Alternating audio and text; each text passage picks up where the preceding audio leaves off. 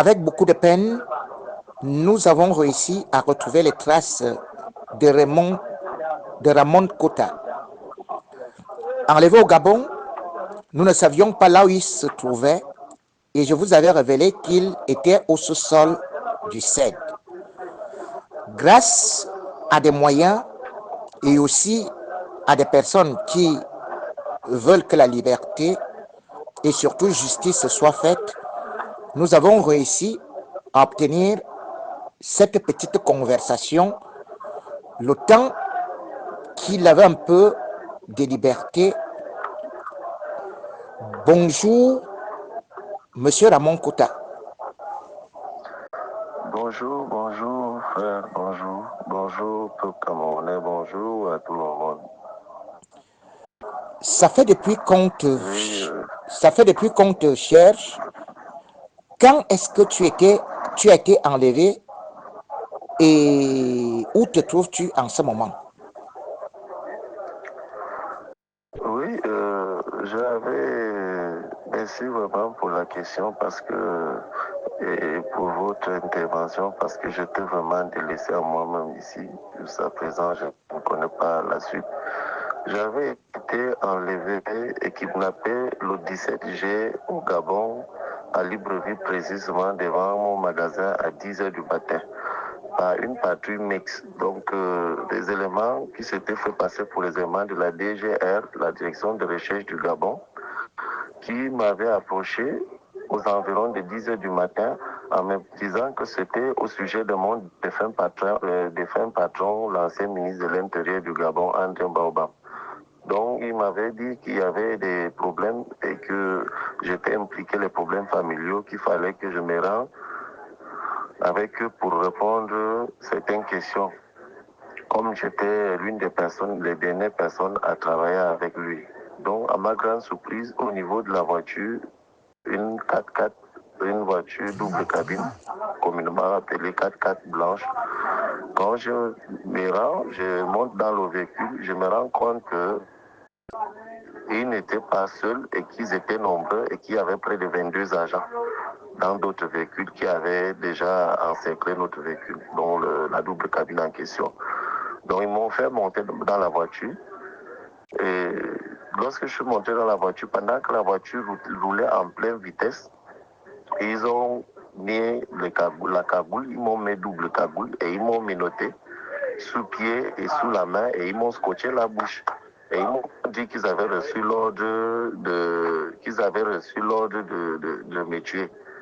Donc, étant cagoulé, menotté, j'ai compris que c'était un enlèvement, que ce n'était pas ce qu'ils m'avaient raconté. Donc, ils m'ont amené sur la route de Cap, là où on assassine les gens au Gabon, là où on tue les gens au Gabon. Et sur la route de Cap, il y avait déjà trop de calme. J'ai constaté, étant cagoulé, qu'il y avait des gens qui creusaient. Et ça parlait par les gestes. Donc, j'avais compris que c'était le reste que je ne devais plus jamais peut-être revoir la famille ou encore le monde entier. Donc, à ce moment, c'est là où j'avais aussi compris que pendant que j'étais là, ils ont enlevé la cagoule en pleine forêt. Mais ma bouche était toujours scotchée et les pieds étaient menottés, les bras menottés par derrière, serrés tellement que je ne pouvais rien faire. J'ai regardé avec tristesse comment on creusait là où je devais demeurer le reste de ma vie, donc là où je devais être enterré. Et je ne sais pas ce qui s'était passé, par la grande surprise, leur téléphone avait sonné. Donc ils avaient décidé d'interrompre l'option de me faire enterrer. Ils m'ont ramené donc au B2, toujours cagoulé, menotté. Ils m'ont ramené au B2, la contre-ingérence du Gabon, au sous-sol. Ils ont continué à me torturer là-bas. Et un élément m'a approché, il m'a dit que ils m'ont cherché depuis et qu'ils ont reçu l'ordre pour me tuer. Ils m'ont toujours encore. Donc un autre parmi ceux qui étaient dans l'équipe, ils m'ont laissé.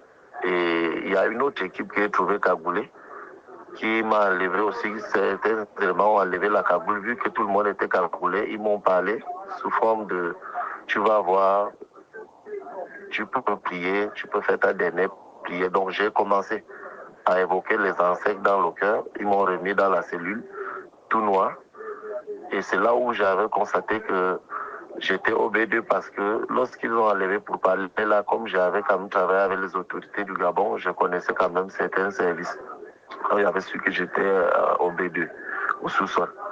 Et lorsqu'ils m'ont amené là-bas, après tout, ils m'ont commencé à me torturer. Mais vu que j'avais les yeux bandés, et ils étaient aussi bandés, je ne comprenais rien. Ils me tapaient, ils me montaient dessus, ils mettaient les bancs sous mes pieds, ils frottaient mes bas de pied avec les machettes. Après, ils ont changé, ils ont pris un gros tuyau d'électrique. C'est avec ça qu'on me torturait sous les dos et sous les mains.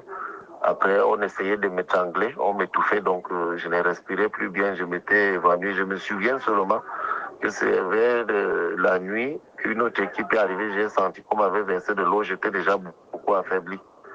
Et il y a un autre élément qui est entré avec le lait non sucré, avec un plat de riz poulet. Il a ouvert, il a goûté. Après, il m'a enlevé la cagoule, il a parlé avec moi et puis il m'a dit qu'ils avaient reçu l'ordre de me tuer et que l'ambassadrice du Cameroun était appliquée. Et qui dit l'ambassadrice du Cameroun dit Samuel Ayolo Mbono, puisque c'est mon grand frère, en quelque sorte, quelqu'un avec qui j'avais beaucoup d'affinité à travers mon patron.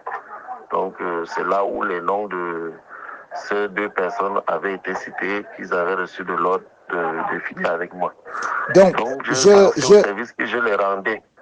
donc je voulais vous interrompre parce qu'il y a un élément que vous venez de donner, à savoir que les donneurs d'ordre sont donc l'ambassadrice du Cameroun au Gabon Du Cameroun au Gabon. et Samuel Vondayolo. Qui vous le dit exactement? Oui, pour avoir. C'est l'agent du B2. Oui. Donc j'estime que l'agent là m'avait reconnu parce qu'il avait parlé de services que je rendais à mes parents camerounais, à mes frères camerounais, que ça ne l'arrangeait pas que je finis comme ça. Donc il essayait de me côtoyer pour me donner un peu le courage de supporter en attendant la suite. Donc c'est là où il m'avait dit que tu as dénoncé les mangeoires. Donc ce qui veut dire, comme j'avais dénoncé l'augmentation de pièces, de documents administratifs camerounaises. Donc ce qui veut dire la carte consulaire qui s'élevait de 3 000 à 15 000 francs. Et j'avais dénoncé le laissez-passer qui s'élevait de 25 000 à 75 000 francs. Et j'avais aussi dénoncé le passeport qui s'élevait de 110 000 à 175 000 francs et aussi la déclaration de nouveau-né qui était déjà à 20 000 francs. Donc j'avais tout dénoncé et j'expliquais ce qui rentrait dans les poches, dans les caisses de l'État et ce qui rentrait dans les poches. Donc je pense que c'est ça, c'est par rapport à leur intérêt égoïste qu'ils avaient décidé de me liquider. Sinon, en réalité, je n'avais jamais, à part dénoncer certain nombre de choses dans notre pays, je n'avais jamais tenu un langage pour déstabiliser un autre pays en tout cas. Alors, du B2, quelle est la suite de l'affaire? Parce qu'il semble que on vous a aussi amené au niveau de la présidence de la République. Je ne sais pas si le B2 c'est au niveau de la présidence de la République, mais certaines informations me font croire que vous étiez quelque part là-bas au niveau de la présidence de la République du Gabon. Oui, effectivement, j'avais été enlevé toujours le deuxième jour, la nuit du deuxième jour. J'avais été enlevé du B2 parce que ils avaient constaté que la plupart des agents du B2 me connaissaient et que certains avaient déjà eu à discuter avec moi. Ce qui freinait à ce qu'ils m'achèvent, c'était un peu ça parce qu'ils avaient constaté que certaines équipes avaient travaillé et on a échangé des équipes. Donc, et que j'avais déjà été remarqué par certains qui me connaissaient et qui avaient un peu pitié de moi. C'est là où ils m'ont enlevé la nuit du troisième jour pour m'amener au sous-sol à la présidence de la République. Moi-même qui avais fréquenté les autorités gabonaises, qui a travaillé avec le ministre de l'Intérieur, André Baobam, le défunt opposant André Baobam, qui fréquentait la présidence de la République, je n'avais jamais su qu'il y avait une cellule telle que celle que j'avais vue le jour qu'on m'avait amené là-bas la nuit, le troisième jour de ma nuit de détention, de mon kidnapping. Donc on m'avait enlevé la cagoule, j'avais vu 4 tombes déjà fermée et une tombe nouvellement creusée. Donc je pense que c'est là-bas qu'on devait me filer, comme on m'avait déjà raté, on m'avait déjà raté sur la route de Cap. Donc c'est là-bas que la mission devait se terminer. Mais des agents qui étaient là parmi, il y avait travaillé avec beaucoup des agents gabonais, donc la plupart plaidaient pour moi et beaucoup avaient voulu demander à ce qu'il y a une suite favorable de ma part, surtout le commandant de l'opération. C'est là où il m'avait dit qu'il devait tout faire pour que je sois vivant, qu'ils vont annuler toute l'opération, qu'il sait ce qu'il y a lieu de faire, qu'il a déjà fait ça, il a sauvé une personne qui va encore tenter pour moi. Et ça a duré vers les 2 heures du matin, ils sont arrivés un seau de citron. Bon, moi, militairement parlant, j'avais compris ce que ça signifiait. Un seau de citron avec de l'eau à l'intérieur, ils m'ont versé sur tout le corps, sous les blessures et sous mon corps, comme j'avais déjà fait 3 jours, c'est 4e jour au petit matin que je ne m'étais là pas lavé. Pour éliminer les odeurs que j'avais sous moi, ils ont versé le seau de citron là sous moi. Ils m'ont remis les cagoules, ils m'ont menotté au pied. Et c'est là où ils ont commencé à rouler longtemps. Mais lui m'avait déjà signalé que ne t'inquiète, nous on te remet à tes bourreaux au Cameroun. On va te remettre à tes patrons là-bas au Cameroun, ceux qui vont décider de toi. On ne veut pas laisser ton sang ici. Tu as été au service de nos patrons et nous avons vu que tu as toujours été loyal, tu as travaillé avec nous sans faille. Et j'ai essayé de négocier longtemps pour ça. Et comme le ministre de la Justice gabonaise, c'est l'ami intime de mon patron, donc Ngonju. C'est à travers lui qu'ils l'ont supplié pour que je sois extradé et ils ont donc décidé que je dois demander les excuses à la frontière pour prouver à la communauté internationale et communauté nationale que je suis déjà entre les mains des Camerounais. Donc ils m'ont amené jusqu'à la frontière où vous avez constaté que j'avais parlé, j'avais demandé les excuses et ensuite ils m'ont remis à plusieurs officiers camerounais. Ils ont pris les routes et à plusieurs officiers camerounais. Ils ont pris les routes dont l'un avait désisté dans le véhicule au dernier moment que lui ne pouvait plus retourner au Gabon vu que la mission n'avait pas été exécutée. Comme lui, il était chef d'opération, il ne voudrait pas se faire lyncher, qu'il préfère lui partir. Donc, il est passé par la Guinée équatoriale pour rentrer en Espagne. Donc les officiers m'ont pris pour m'emmener à la DGRE. C'est là-bas que mon calvaire a encore recommencé. Vous dites donc que on vous a remis comme un colis et on vous a contraint de présenter les excuses au chef de l'État camerounais et qu'un officier aurait déserté. Pourquoi a-t-il déserté? C'était un officier gabonais ou camerounais? C'était un officier gabonais parce que c'est lui qui avait reçu l'ordre de veiller à ce que je disparais. Donc, vu que j'ai servi, j'ai quand même fait, j'ai servi les hommes politiques gabonais et j'ai duré avec eux tel que la plupart des gens avec qui j'ai travaillé, où j'étais leur chef parce que j'ai été aide de camp, chef de sécurité, la plupart et sont aujourd'hui les commandants des brigades et les officiers. Donc, ce qui veut dire que ça avait fait à ce que, comme les officiers s'entendent, ils m'ont dit que non, ils feront tout pour me sortir de là, que ce n'est pas eux qui vont porter mon sang, qui vont me remettre à mes bourreaux. Donc j'ai compris une fois que, comme on venait au Cameroun, que c'est là-bas que le reste devait se faire. Et lui, arrivé à la frontière, il a désisté, il a préféré partir en exil, partir lui ailleurs. Il n'a pu continuer pour retourner au Gabon parce qu'il avait peur aussi pour sa vie, vu qu'il n'avait pas accompli sa mission. Et quand vous arrivez à la DGRE, quels sont les traitements qu'on vous inflige et qui est le chef des opérations? Ça se passe où exactement? Vu que j'étais cagoulé, je ne peux pas connaître exactement où ça s'est passé, mais j'ai su que j'étais à la DGRE le jour qu'on m'avait demandé les pièces, j'avais demandé, puisqu'on m'appelait le colis, donc tout ce que le colis avait, qu'il faudrait qu'on vérifie réellement si je suis camerounais. Ils ont d'abord commencé par me poser des questions concernant le Cameroun, j'ai répondu tout. Ils ont confirmé que j'étais camerounais et j'ai montré ma carte de séjour, donc mon titre de séjour au Gabon, qui était en cours de validité, qui doit peut-être s'inspirer en fin 2025. Je les ai montrés tout. Donc, c'est ce qui était d'abord une preuve pour eux pour se rassurer qu'ils avaient affaire à un Camerounais.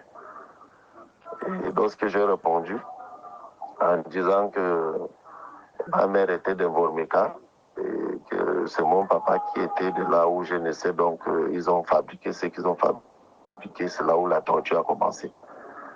En quoi consistait cette torture? La torture, je ne peux pas définir puisque c'est en fait chacun qui me tapait était cagoulé. Et lorsqu'on me retirait la cagoule, c'était le moment qu'on apportait de nourriture et de l'eau. Et j'avais refusé tout le temps, je m'affaiblissais parce que j'avais peur de manger une nourriture empoisonnée. Donc, je refusais et j'exigeais à ce que celui qui amène plus manger avec moi, il goûte et il refusait. Donc moi aussi j'ai refusé. Je prenais comme ça, et regarde, après je verse, je leur remets l'assiette. C'est ce qui m'avait beaucoup affaibli. Et justement, moi, je vous découvre au moment où vous êtes là au CED. Vous êtes arrivé au CED comment et quand? Je ne me souviens de rien à partir de là, puisque j'étais cagoulé, sauf que le seul moment que j'ai su, c'est le jour qu'on m'avait encore remis par terre, on m'a piétiné, après on m'a amené dans une nouvelle cellule au GSO. J'ai dormi au GSO seul, on a demandé à ce que personne ne doit venir me chercher et que je dois dormir seul dans ma cellule, dont j'ai dormi là-bas, au sol, sur le ciment, dans le noir. Et on est venu me retirer le matin pour m'amener, me faire signer les papiers. Donc, et ils me frappaient, j'avais les yeux bandés, ils m'ont fait signer les papiers et puis ils m'ont pris pour le CED. Donc, j'avais déjà un peu duré chez eux aussi. Mais comme j'étais sous l'effet de torture, ma mémoire était presque initialisée à dire que je ne me souvenais de rien parce qu'il a fallu un peu de temps pour que je commence à me souvenir de certaines choses. Jusqu'à présent, il y a des choses que je ne me souviens pas toujours bien, vu la torture que j'avais reçue. Et ensuite, on m'a amené au CED. Donc, au CED, c'est comme ça toujours que c'était presque les mêmes. Je subissais la même chose jusqu'à quand les gens de Human Rights sont venus, mes stress, à partir de là où tout avait été permis que mes avocats puissent me voir, puisque les avocats m'ont cherché partout, ont refusé de donner signe de vie. Donc c'est là où j'ai appris que ma famille m'avait donné 4 avocats et deux avocats se sont pointés après le jour qu'Amnesty International était venu. Human Rights. C'est depuis le jour-là qu'ils ont permis maintenant qu'on amène la nourriture dehors pour me rendre visite. Et justement, avant que Amnesty International ou bien Human Rights vienne, moi, un de mes informateurs m'avait dit qu'on vous passait à la balançoire. C'est vrai ou c'est faux? Oui, C'était quoi? oui, oui, c'est vrai, on me passait sous la balançoire. Ça, c'est tout mon trajet. Tout la torture, c'était d'abord la première des choses, c'était toujours ça. Où mes pieds sont menottés, les mains sont menottées, la bouche est scotchée, tu ne peux pas crier, donc tu transpires simplement, tu pisses sur toi, j'avais même chié sur moi à un moment donné, puisque je ne supportais plus. À un moment donné, les bras étaient morts, donc je n'avais pas su que j'avais déjà fait des besoins naturels sur moi. Et ils m'ont laissé dans une salle où l'eau coulait, je m'étais lavé là-bas, laver les habits, reporter les habits, toujours mouillés, la même culotte que j'avais. Ils m'ont ramené encore 15 minutes après ou 20 minutes, ils ont recommencé à nouveau encore à me torturer. Donc c'est ce que je subissais, mais étant avec la bouche scotchée et les yeux bandés. Donc, à dire que pour les autres, ils voyaient quand même les tortureurs. Mais moi, je ne voyais personne. Donc, à dire que j'entendais seulement les gestes et les voix. Je ne voyais pas les visages de ceux qui me torturaient. En quoi consiste justement la balançoire pour les téléspectateurs et les auditeurs qui nous écoutent ou qui nous regardent? C'est quoi? Vous pouvez expliquer exactement c'est quoi la balançoire? La balançoire, c'est une forme de torture moderne. On prend un bas de fer selon votre taille et on place 2 chaises en fer. On met ça à travers, on met les menottes à travers vos mains et vos bras et puis on vous fait pendre ces jours avec votre poids. C'est ça, balançoire. Et C'est-à-dire, vous ne pouvez même pas supporter, surtout pour les gens grands de taille comme nous là qui avons le poids lourd, ils ne peuvent pas supporter. Et effectivement, vous êtes aussi tombé malade. Est-ce que vous avez été soigné pendant votre séjour, depuis que vous êtes là, au niveau du CED?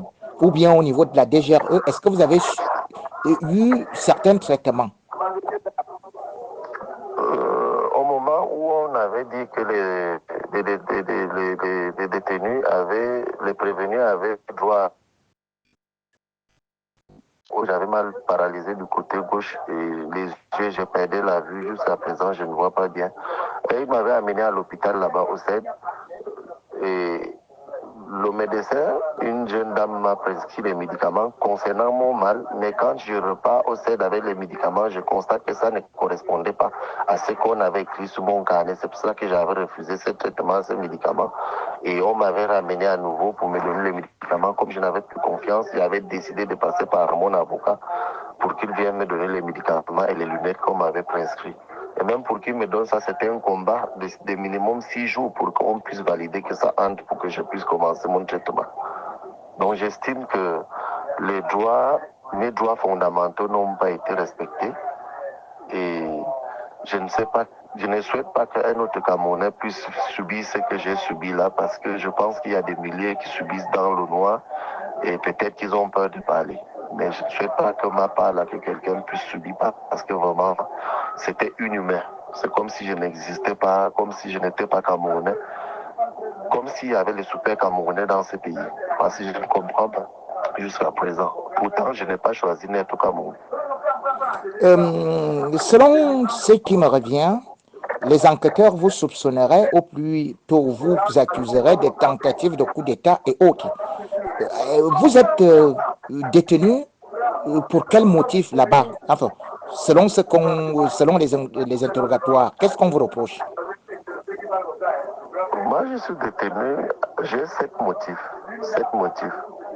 Donc, j'ai quelques-uns que je peux me souvenir parce que ma mémoire n'est pas encore bien en place.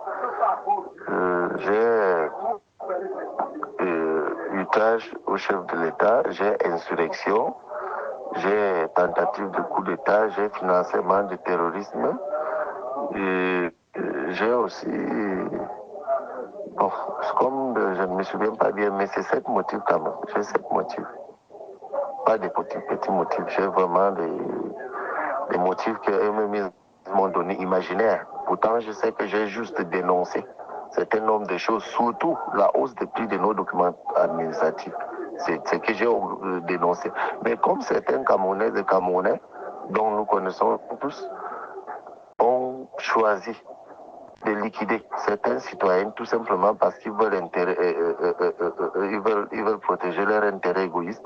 Je me demande si réellement nos justiciers sont au courant de ça, si réellement les vraies autorités de ces pays sont au courant de ça. Parce que quand on décide de liquider un citoyen camerounais, de donner l'ordre qu'on le tue, parce qu'il a dénoncé un certain nombre de choses et touché les intérêts de certaines personnes, c'est comme si nous n'étions pas dans un pays de droit. Et j'ai la confirmation que vraiment la justice est aux ordres à travers mon affaire, même en question. Parce qu'aujourd'hui, je suis en prison, ce n'était pas ma place.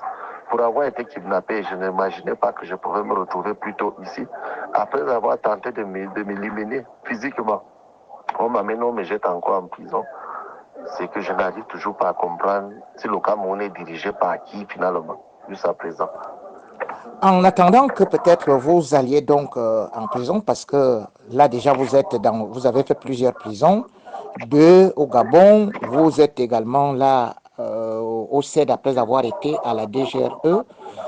Est-ce que vous avez déjà reçu la visite d'un avocat pour vous assister? Est-ce que vous avez déjà été présenté au commissaire du gouvernement?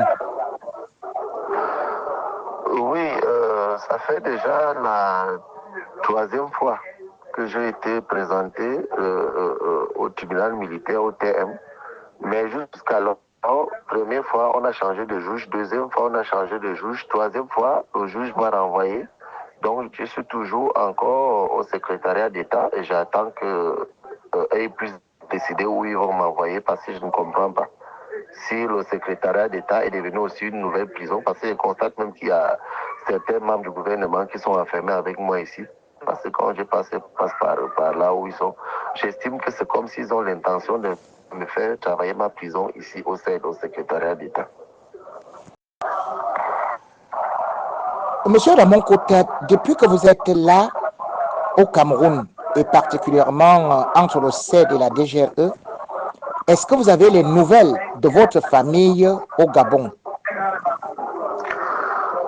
Non, parce que vu déjà que depuis mon kidnapping, je ne connais pas si les enfants vont bien ou pas, si mes enfants se retrouvent ou pas. J'en ai 4 enfants, 2 filles, 2 garçons. Je ne connais pas les situations, je ne connais pas où se trouve mon épouse, donc je ne comprends pas.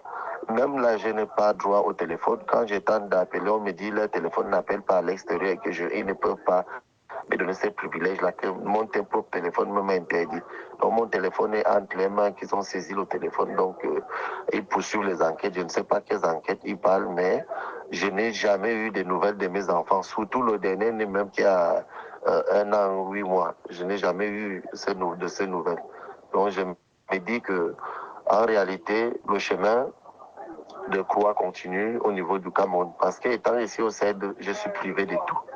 Je ne comprends pas ce qui se passe réellement jusqu'à présent. Alors, vous aviez déjà fait combien de temps au Gabon? Comment êtes-vous arrivé justement là-bas? Oui, j'ai déjà fait une vingtaine d'années au Gabon et je suis parti du Cameroun étant petit parce que je partais me chercher comme tout d'autres avant que mon destin ne bascule pour que les autorités gabonaises puissent me faire confiance et m'insérer dans les programmes de sécurité. Donc, j'étais parti comme tout le reste. Je n'étais pas parti par le canal de quelqu'un, à ce que je sache. J'étais parti parce que le pays, vu les conditions de vie, je ne m'en sortais pas. Donc, il fallait que je me cherche ailleurs. Merci, Monsieur Ramon Kota, de nous avoir accordé cette interview. Avez-vous un dernier mot de fin? Pardon? Avez-vous un dernier mot de fin parce que nous tirons à la fin de notre interview? Avez-vous un message Oui, particulier? oui, j'ai un très grand message à passer à mes bourreaux, ceux qui sont derrière cette affaire, qui ont décidé de finir avec moi. Que quand le temps passe et que certains hommes ne comprennent pas le cycle de la vie, ils finissent souvent mal. Je voudrais précisément passer ce message à ceux qui ont vraiment signé mon arrêt de mort qu'on doit m'assassiner, que pendant qu'on est en train de tuer un petit canard de l'autre côté de la rivière et le petit poussin danse, il oublie qu'il passera par aussi un coup de couteau un de ces 4 jours. Que ceux qui continuent à prendre le contribuable de notre nation, à lapider notre contribuable en provoquant les arrestations arbitraires et les chasses aux sorciers, qu'ils comprennent que moi, Ramon Kota, plus le temps passe, désormais je connais mes bourreaux et plus le temps passe, plus tout passe. Que nous allons remettre tout à la nature, car entre maintenant et demain, personne ne connaît ce qui pourra arriver à l'un ou l'autre. Et que moi, j'ai déjà compris ma position. Je vous remercie. Merci beaucoup, Monsieur Ramon Kota, et beaucoup de courage. Nous suivrons cette affaire jusqu'à ce que nous puissions y trouver une solution ou voir beaucoup plus clair.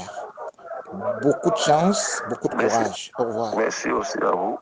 Je vous remercie vraiment. Merci.